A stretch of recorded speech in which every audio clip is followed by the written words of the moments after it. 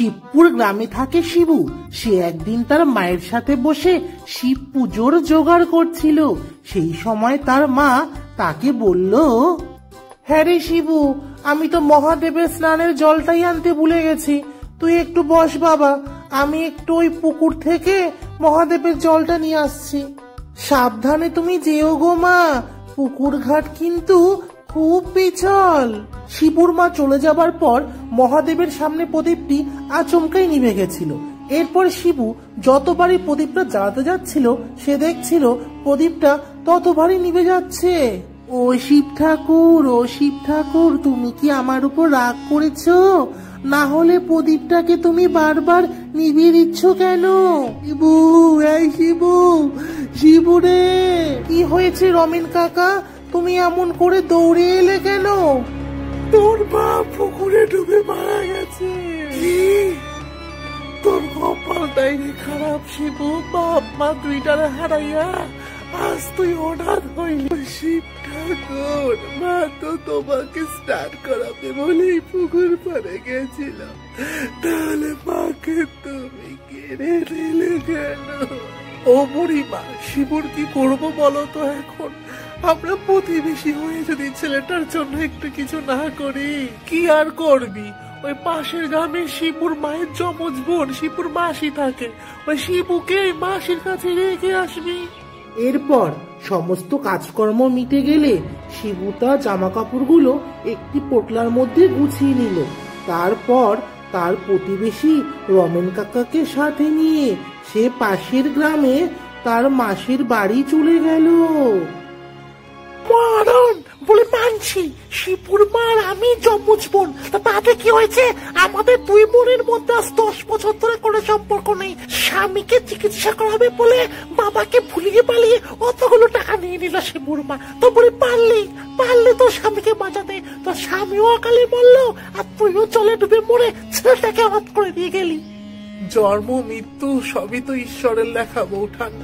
শিবুকে দিয়ে গেলাম, এখন আপনি ওকে তুলবেন না ফেলবেন আপনার বিষয়। শিবুর প্রতিবেশী কাকা চলে যাবার পর শিবু এক দৃষ্টিতে তার মাসির দিকে চেয়ে রইল। সে তার মাসির মধ্যেই তার মৃত মাকে খুঁজে পাচ্ছিল।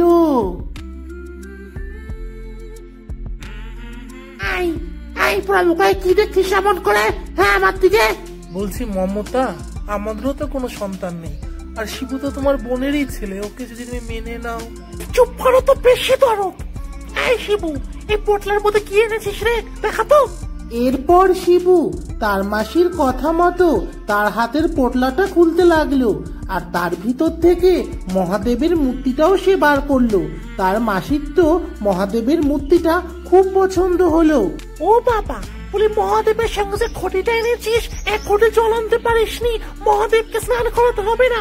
এই বলি শোন, মহাদেবকে ওই সিংহাসনটায় বসা আর ঘটিটা আমায় দে, আমি পুকুর পাড় থেকে এক ঘটি জল নিয়ে আসছি। এরপর শিবু তার মাসির কথা মতো তামার ঘরটি তার মাসিকে দিল ও মহাদেবকে ফুলের সিংহাসনে বসিয়ে দিল। মাসি, পুকুর পাড়ে সাবধানে যেও, পুকুর পাড় কিন্তু খুব পিছল। দেখাতে হবে না,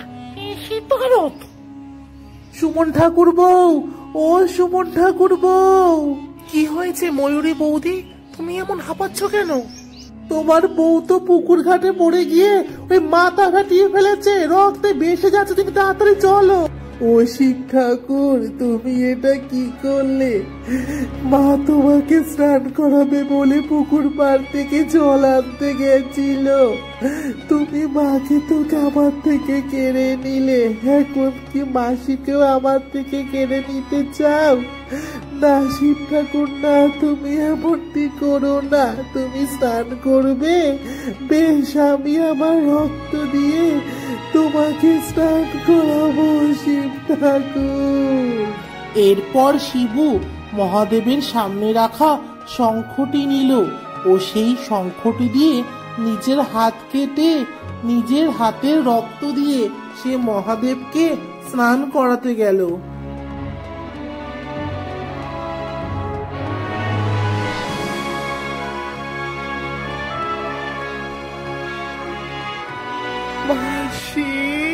আজ থেকে তুই আমায় মাসি না রে বাবা, মা বলে ডাকবি। এরপর মহাদেবের আশীর্বাদে শিবু তার মাকে ফিরে পেল, আর শিবুর নিঃসন্তান মাসিও শিবুকে পেল। মহাদেবের কৃপায় সবার শূন্যস্থানে পূর্ণতা পেল, সবাই সুখে শান্তিতেই থাকতে লাগলো।